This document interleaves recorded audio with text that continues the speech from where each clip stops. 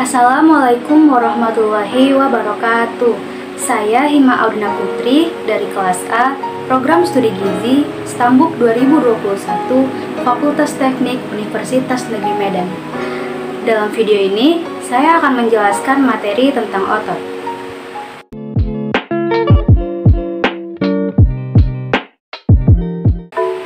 Otot itu apa sih teman-teman? Otot adalah sebuah jaringan dalam tubuh manusia dan hewan yang berfungsi sebagai alat gerak aktif yang menggerakkan tulang. Otot diklasifikasikan menjadi 3 jenis, yaitu otot lurik, otot polos, dan otot jantung. Otot menyebabkan pergerakan suatu organisme maupun pergerakan dari organ dalam organisme tersebut.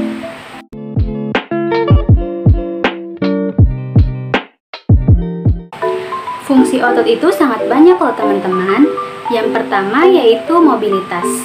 Saat otot berkontraksi, mereka berkontribusi pada gerakan kasar dan halus. Yang kedua yaitu stabilitas. Otot inti adalah otot di perut, punggung, dan panggul. Dan mereka juga menstabilkan tubuh dan membantu dalam tugas-tugas seperti mengangkat beban. Yang ketiga yaitu postur tubuh.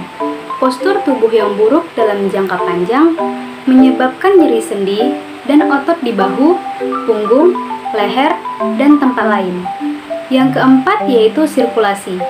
Otot polos di arteri dan vena memainkan peran lebih lanjut dalam sirkulasi darah ke seluruh tubuh. Otot-otot ini menjaga tekanan darah dan sirkulasi jika terjadi kehilangan darah atau dehidrasi. Yang kelima yaitu pencernaan. Sistem otot memungkinkan adanya gerakan di dalam tubuh, misalnya saat pencernaan atau buang air kecil. Otot polos di saluran pencernaan mengontrol pencernaan. Saluran GI membentang dari mulut ke anus. Yang keenam yaitu respirasi. Pernapasan melibatkan penggunaan otot diafragma. Yang ketujuh yaitu melahirkan. Otot polos di rahim mengembang dan berkontraksi saat melahirkan. Gerakan ini mendorong bayi melalui vagina. Selain itu, otot dasar panggul membantu mengarahkan kepala bayi ke jalan lahir. Dan yang kedelapan yaitu pengaturan suhu. Suhu tubuh dapat dikembalikan ke kisaran normal melalui relaksasi otot polos di pembuluh darah. Tindakan ini meningkatkan aliran darah dan melepaskan panas berlebih melalui kulit.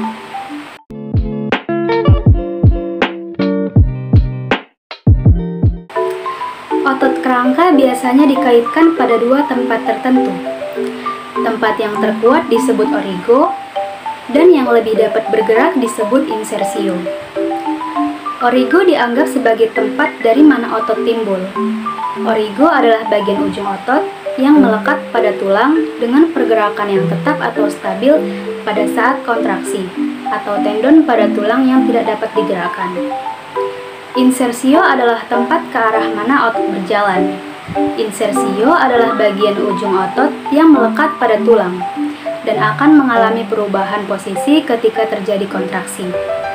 Ketika melakukan gerakan biceps curl, otot pada pangkal lengan dekat bahu akan tetap diam saat berkontraksi, sedangkan otot pada siku akan bergerak saat kontraksi.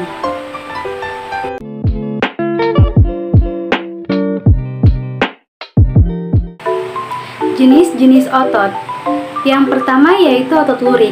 Otot ini mudah lelah yang disebabkan oleh penumpukan asam laktat pada sel-selnya. Pergerakan otot lurik berasal dari sinyal motorik yang berasal dari otak dan bersifat sadar. Otot ini terdapat pada hampir keseluruhan tubuh bagian luar manusia dan hewan. Contohnya saat kita berjalan atau mengangkat sesuatu. Otak meminta otot lurik untuk bergerak mengambil atau berjalan. Yang kedua yaitu otot polos. Otot yang ditemukan di dalam organ pencernaan dan pembuluh darah. Bekerja dengan pengaturan dari sistem saraf tak sadar atau saraf otonom. Otot polos dibentuk oleh sel-sel otot yang terbentuk dari gelendong dengan kedua ujung meruncing serta mempunyai satu inti tunggal. Contohnya mekanisme gerak otot polos pada sistem pencernaan, seperti berkontraksi dan relaksasi secara bergantian, membantu makanan masuk ke dalam tubuh saat proses pencernaan terjadi. Yang ketiga yaitu otot jantung. Otot yang bekerja khusus untuk memompa darah pada jantung ini adalah jaringan otot yang sanggup berkontraksi secara terus-menerus tanpa henti. Pergerakannya tidak dipengaruhi sinyal saraf pusat. Otot jantung dapat dipengaruhi oleh interaksi saraf simpatetik atau parasimpatetik yang memperlambat atau mempercepat laju denyut jantung, tetapi tidak dapat mengontrolnya secara sadar.